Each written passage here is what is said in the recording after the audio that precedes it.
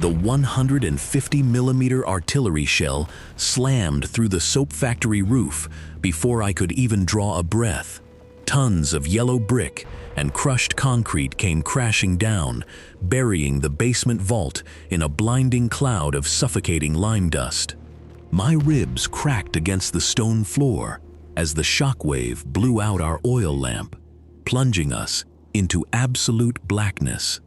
Through the roaring dark, I could hear the wet, rattling gasps of Sergeant Lev beneath a mountain of collapsed masonry. I clawed blindly at the sharp edges of broken joists, my numb fingers bleeding into the mortar, but the weight was too great for human muscle. In his dying seconds, Lev pressed his silver pocket watch into my palm, his last words swallowed by the settling dust. I was trapped 25 feet below the ruins of Stalingrad. My rifle was useless. My sergeant was dying. And somewhere in the darkness, behind a twisted iron girder, another man was breathing. He was German. 3 hours earlier, the vaulted ceiling above us shuddered under the distant hammer of heavy artillery. Down in the basement of the ruined soap factory, winter air bit through my vatnik jacket. As a designated sniper in the 284th Rifle Division, my rifle was my profession and my life. I sat pressed against the brickwork, holding my Mosin Nagant M9130 PU rifle, while strips of burlap wrapped around the handguard kept my fingers from freezing to the steel barrel. Every breath rose in a white plume, coating the wool collar of my coat. The air smelled of burnt tallow, pulverized mortar, and acrid sulfur.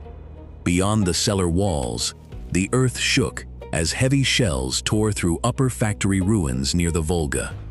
Across the floor, Sergeant Lev Yefimov crouched near a rusted lard drum, his face smeared with black soot. He held his brass-hilted bayonet in his right hand, scraping a chunk of black rye bread as hard as basalt. Metallic scraping echoed softly as crumbs fell onto an old grease tin lid. Lev did not look up when another blast sent lime down upon our shoulders. His thick wool gloves lay stripped away, exposing swollen fingers at the joints. He flexed his knuckles around the brass hilt. Lev muttered that winter did not care about uniforms, his voice raspy. He said it ate a sergeant just as fast as a German corporal. He blew on his knuckles, but his breath carried no heat, only rime that settled on his mustache. I slid my hand into my coat pocket, touching the smooth ashwood handle of my carpenter's chisel. Before the war brought me to Stalingrad, I was a shipwright's helper in Astrakhan, shaping pine hulls along Volga channels. I knew the smell of pine tar and could read wind vectors by skin moisture on my cheek. A flickering flame danced inside a sardine can filled with motor oil between us, illuminating heavy oak beams bracing the vault. Every few seconds, the oil wick sputtered as icy drops fell from the ceiling. We had been down in this cellar since midnight, waiting for smoke above to clear. Lev placed a sliver of black bread beneath his tongue, letting his mouth heat soften the hard crust. His bayonet clicked against his canteen, a dull sound drawing the dark closer around us. We listened to the distant rumble of the front line along the river. Suddenly, the rumble of mortars fell quiet, leaving only the sharp whistling of Buran wind through rafters. My ears throbbed in sudden stillness. Lev froze mid-motion, his bayonet held inches above the grease tin as his eyes fixed on ceiling timbers. Then came the sound, a heavy crunch of iron-shod soles grinding against broken glass and brick directly over our head. German boots walked slowly across floorboards of ground level. Rhythmic thuds of hobnails echoed through the arch. So close, I heard the faint clink of an ammo pouch buckle. My fingers tightened around the walnut stock of my rifle. Beside me, Lev reached down with stiff fingers, trying to push his bolt safety forward, but his joints refused to bend.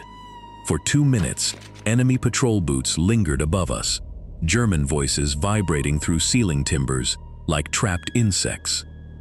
A clod of earth tumbled through a floor crack, landing near our oil lamp. I stared at the dirt, knowing a single cough would bring a stick grenade tumbling down into our lap. The boots finally shifted, grinding away across rubble toward the eastern wall of the soap factory. Lev exhaled a long, shuddering breath that turned into a quiet cough, buried deep within his coat collar. He looked at me in yellow light, dark eyes hollow with fatigue. He rubbed his jaw and reached for his iron canteen. I untied the rag strip shielding my optical sight, exposing the glass of the PU scope. Lifting the weapon, I aimed toward a crack of daylight filtering through the cellar vent. A dark hairline fracture ran across the lens, splitting the vertical aiming post into twin dark threads. Lev pointed a crooked finger at the steel tube, whispering his warning into the dark. He remarked that a sniper rifle with a cracked optic lens was useless in these ruins. I did not answer him, pulling the cloth cap back over the lens. I remembered the sniper round that struck the steel frame 3 days ago, spraying glass splinters across my face. Admitting an enemy marksman came close to taking my life served no purpose down here. Instead, I pulled the bolt handle up, checking the brass casing of the top cartridge. The grease on the tracks had thickened into a sticky paste. I rubbed a smear of salted sallow fat along guide rails to keep steel cycling smooth. Lev remarked that I treated the rifle bolt like a boat joint, his bayonet sliding into his scabbard with a dull click. He asked if I greased river skiffs with pork fat back in Astrakhan. His voice carried a faint trace of dry humor, but his tired face remained a rigid mask of soot. I answered quietly that we used pitch and linseed oil on the river, adjusting the sling over my shoulder. I added that fat was only for iron when frost welded steel to steel. I shifted my weight on the floor, feeling the hard shape of my wooden chisel pressing against my ribs. In the far corner of the vault, behind a stack of shattered crates, a young recruit from the 13th Guards Division lay huddled under a torn blanket, trembling in canvas boots. He was no older than 18, his unit torn apart by mortar fire before reaching the factory gates. He clutched his throat with bare purple fingers, begging for warm water from my zinc canteen. Beneath my heavy coat, pinned close to my chest for warmth, hung my canteen. It contained no more than 2 fingers of water, melted painstakingly over an hour over the oil flame. Water in Stalingrad was more precious than rifle rounds. Every bucket fetched from the Volga cost blood. I felt the weight of the canteen against my ribs, its metal surface warm from heat. If I gave him a swallow, he would only ask for more, and when the sun rose, we would be trapped here for 18 hours. I looked at his shaking hand, then down at the wooden chisel in my lap. I told the recruit to keep his mouth shut, turning my shoulder away so he could not see the canteen bulge. I warned him that talking wasted moisture and that we had no water for crying boys. My voice sounded flat and hard, even to my own ears, like iron striking stone. The recruit let his arm fall back onto dirt, a soft sob catching in his throat as he rolled over. Lev watched me from across the lamp, his eyes unreadable behind soot. Lev murmured that winter always took the soft ones first, scraping his grease lid clean. He noted that giving the boy water would not save him before nightfall and would leave us thirsty. I sat in the dark, my hand pressed over the canteen hidden under my jacket. I told myself I was being practical, that a sniper needed steady hands, and that mercy was a luxury left on the East Bank. Yet every time the recruit groaned, the warm metal against my ribs felt heavy, like lead. An hour passed in silence while wind howled through upper factory ruins. The recruit's gasps grew slower, his sharp wheezing turning into a low rattle echoing faintly in the archway. I kept my eyes fixed on my rifle reticle, refusing to turn toward the dark corner where he lay. By the time the oil wick began drowning in melted grease, the sound in the corner stopped entirely. There was no final cry, only a quiet sigh that drifted across the floor and dissolved into cold air. When I reached into my coat to unscrew my canteen cap and drink alone, the water tasted of river silt. A cold guilt settled in my throat that had nothing to do with winter. Without warning, the air inside the cellar compressed with a violent thrum, setting our teeth on edge. High above the factory, the shrieking roar of a German Nebelwerfer rocket battery split the sky. A second later, heavy artillery shells slammed into masonry walls directly overhead. The shockwave tore through the basement like a physical blow, blowing out our sardine lamp and plunging the vault into darkness. Massive timber beams cracked with the sound of snapping bone as thousands of pounds of brick and machinery crashed down, the air filled with a blinding cloud of dust and sulfur. Grit rained into my eyes, coating my tongue with pulverized mortar.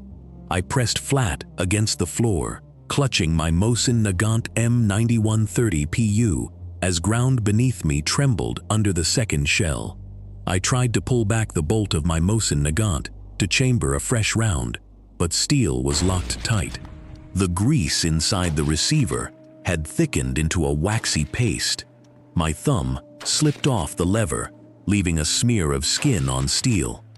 Reaching inside my quilted vatnik jacket, numb fingers found the steel of my carpenter's chisel. Back in Astrakhan, I had used this tool to shape oak planks for barges on the Volga. Now, I wedged the chisel against the frozen mechanism and struck it with my palm.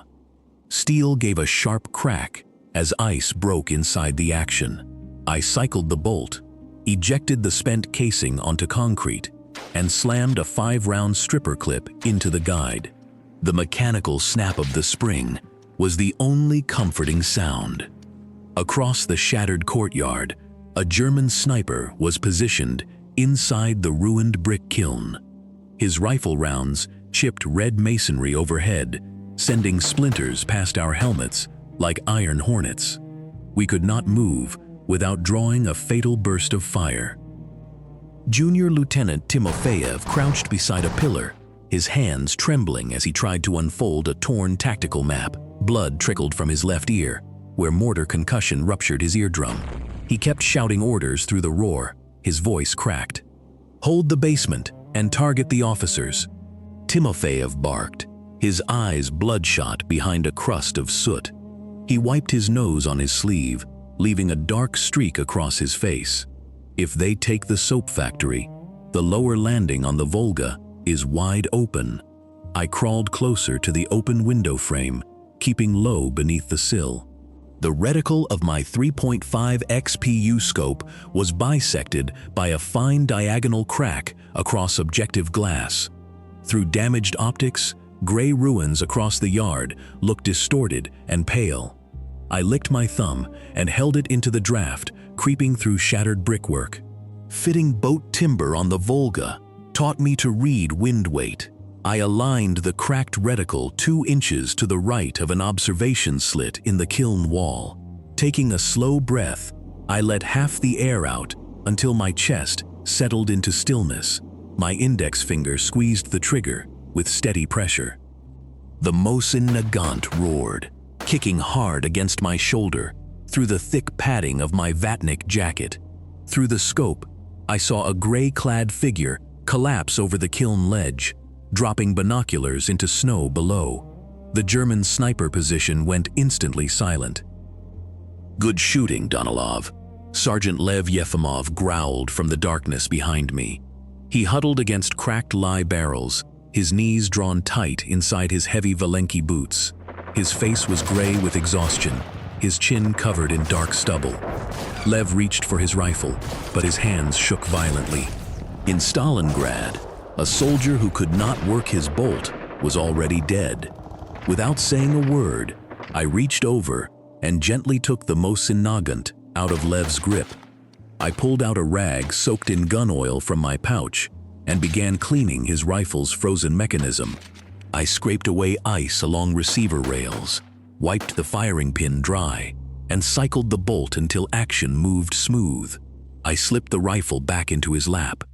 Lev nodded once, his bloodshot eyes lingering on my hands before returning to his bread. He tried to warm a tin of engine oil over the tiny flame of our makeshift stove to soften his ration, but his wrist twitched unexpectedly, tilting the tin at a sharp angle. A thick drop of black mineral oil spilled across my last dry crust of hard rye bread. The sight of ruined food made a sudden spike of irrational fury burst inside me. My nerves, frayed by hours of shelling, snapped like dry pine twigs in winter frost. "Look at what you did, you clumsy old fool," I hissed, shoving oily bread into dirt. That was all we had left until tomorrow. My voice sounded ugly in the small alcove, carrying more anger than ruined bread was worth. Lev did not argue back or raise his voice. He simply stared down at the black stain on floorboards, his pale lips compressed into a thin line.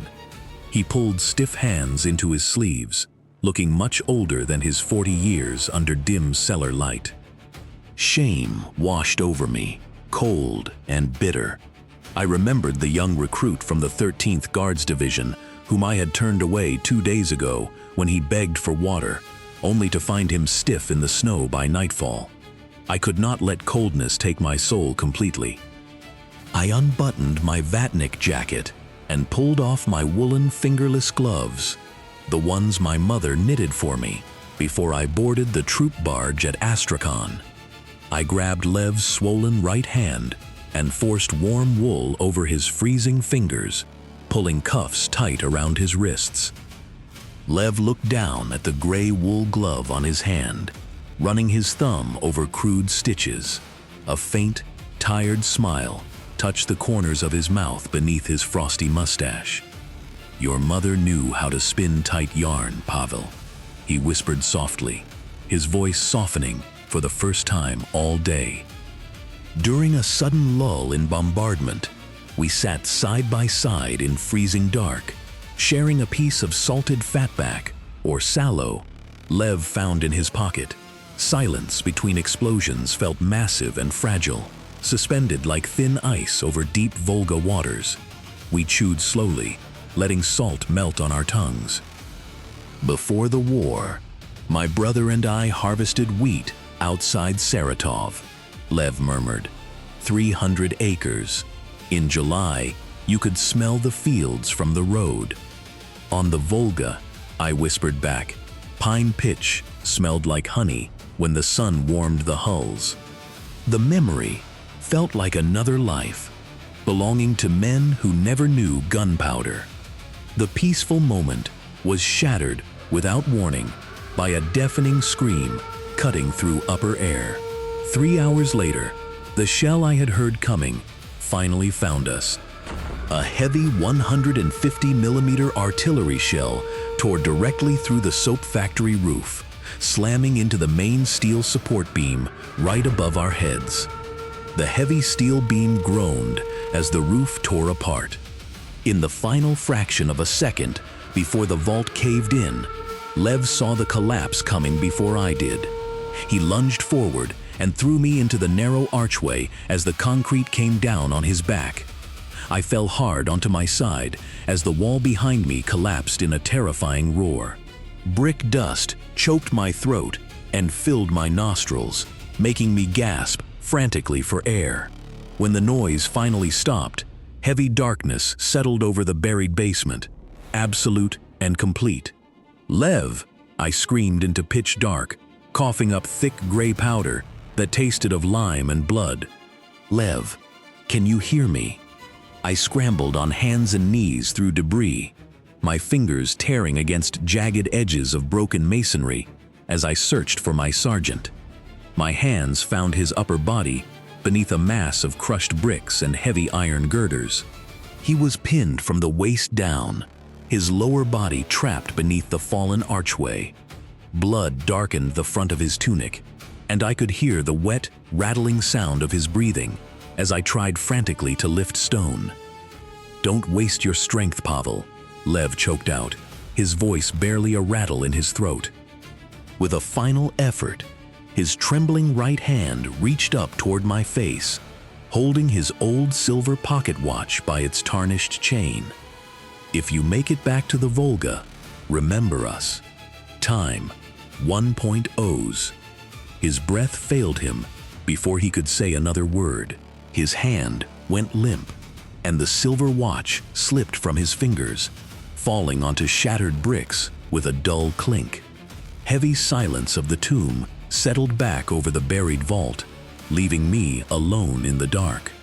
I knelt there in blackness for a long time, my forehead resting against cold masonry. Nearby, half buried under a drift of yellow brick dust, Lev's brass-hilted bayonet remained wedged firmly between two crushed bricks, its dull metal handle reflecting nothing in absolute dark. Slowly, heavy dust began to settle toward the floor, and my eyes adjusted to faint light filtering through a tiny crack near the foundation. I realized with a cold shudder that the collapse had completely sealed off the vault exit, locking me into a subterranean brick cell beneath ruins. Then, from the far dark corner of the sealed compartment, behind a twisted iron girder, a wet, strangled groan scraped through the dark. I froze instantly, pressing my cheek against damp concrete floor as I raised my rifle muzzle toward the sound.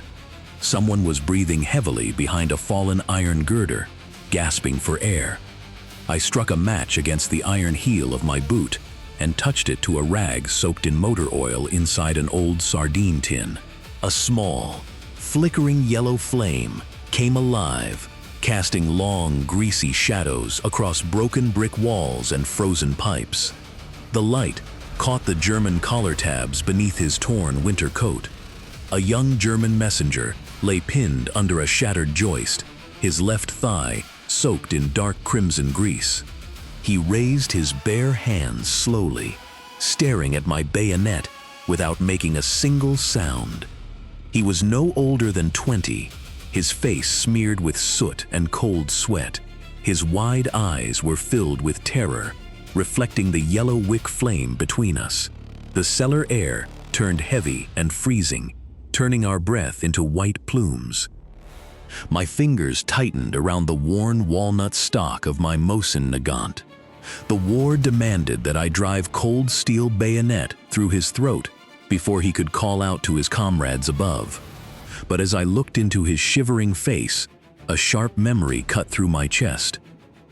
Only hours earlier, in this same cellar, I had watched another Soviet boy die because I was too afraid to share my water. That cold shame burned in my gut ever since, heavier than any artillery fragment. I had already let one boy die in the dark because I was afraid to give what little I had.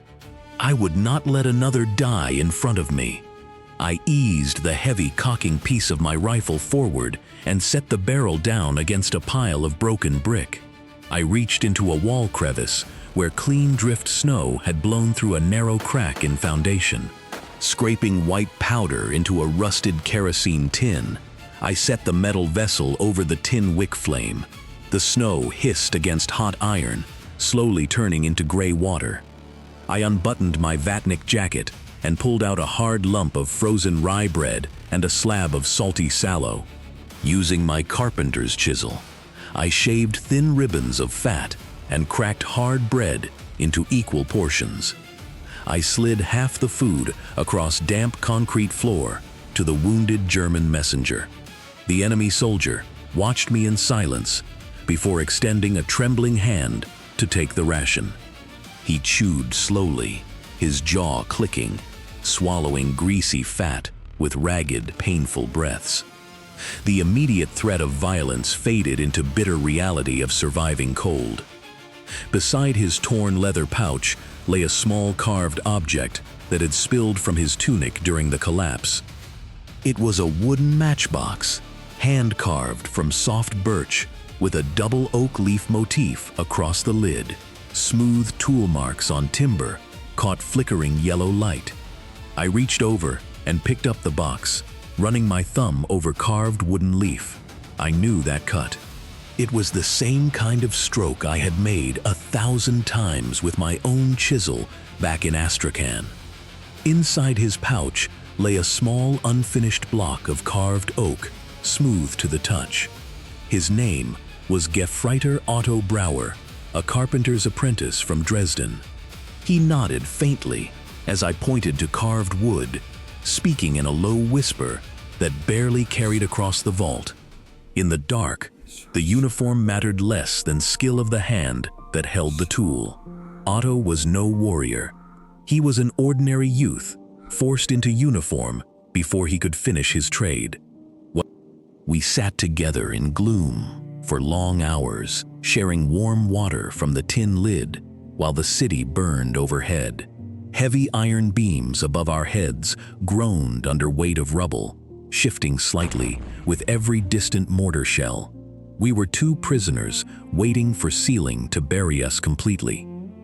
Near midnight, floorboards above our heads rattled under sharp crack of machine gun fire. German boots slammed across masonry overhead, followed by muffled thuds of hand grenades clearing adjacent rooms. A fresh wave of sulfur and lime dust rained down through cracks. Otto stiffened against timber beam, his hands clutching wounded leg as noise grew louder.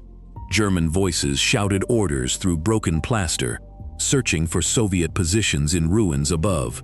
If they dropped a grenade down the ventilation shaft, the cellar would become our shared coffin. I put my finger to my lips, signaling for him to remain still in shadow of the beam. My rifle was ready in my lap, but firing from dark would only draw flamethrowers down into vault. We held our breath as heavy boots paused directly over our heads. The floor above us began to groan. A thin stream of brick dust fell onto Otto's face. Another beam cracked, and then the ceiling gave way. The avalanche of stone was fast and merciless, sending a massive wall section straight into Otto's corner in pitch darkness. I scrambled forward, but the crushing weight of stone was instantaneous. When dust settled, I struck another wooden match with shaking hands. Otto was pinned beneath stone, his breathing shallow and wet. He reached out his right hand toward me, his fingers uncurling to reveal carved wooden matchbox. He pressed it into my palm, his blue lips moving without sound before his head fell back against lime dust. I closed his eyes with my thumb and slid box deep into my vatnik pocket. I worked through rest of freezing night in darkness, using my carpenter's chisel to pry frozen bricks from blocked archway. My hands bled freely, and my nails tore against mortar. But desperate need to reach light kept my body moving. At dawn, gray light filtered through a narrow sewer grate high near ceiling. I heard crunch of snow boots outside, followed by familiar sound of Russian voices calling out names across factory yard. I pounded my rifle butt against an iron pipe until they heard signal. A squad of Red Army infantrymen cleared debris and pulled me up into freezing morning air. The sun was a dull red disk rising through smoke of Stalingrad. The soap factory was reduced to a blackened skeleton of twisted iron and shattered brick. I walked back to Mound, where main vault had collapsed into Sergeant Lev's position. Emerging from snowdrift, brass hilt of Lev's bayonet stuck out from between two yellow bricks. The steel blade was bent from cave-in, but it stood firm against wind. I knelt in snow and drove bayonet deeper into frozen ground to mark his grave. There were no wooden crosses or military honors for dead in this city, only steel left in earth. I saluted quiet Mound, before slinging my empty Mosin Nagant rifle over my shoulder. I walked down to frozen banks of Volga River, where wind swept across vast sheets of gray ice. Millions of soldiers had fought and died along these shores, their blood washed away by winter storms. I reached into my pocket and touched smooth birch matchbox, feeling carved edges against my skin. The war had taken our homes, our youth, and our peace, leaving behind only hard steel and ashes. But as I stood by river, I knew cruelty of combat could not completely erase quiet grace. Human hands choose to give one another in dark time. 1.2s. 30 years later, in warm summer of 1972, I sat on a timber bench inside a small shipyard along Astrakhan Delta. Scent of pine resin and fresh sawed oak drifted through open workshop, mixing with gentle lap of Volga water against wooden hulls. My hair was gray, and my hands were thick with calluses from decades of shaping boat timbers with adze and chisel. On corner of my wooden workbench, resting inside an open iron tool chest, sat old carved birch matchbox from Dresden. I picked up small box and ran my thumb over worn oak leaves carved on lid. The war had destroyed cities and erased names, but the little birch matchbox Otto carved with his hands had survived. So had the memory of the man who made it. Some men disappear from history without leaving a name. If you want these stories remembered, subscribe, because some stories should never be allowed to disappear. Next time, we go to the Pacific, where a Marine machine gunner will have seconds to choose between his wounded comrade and the weapon keeping them alive.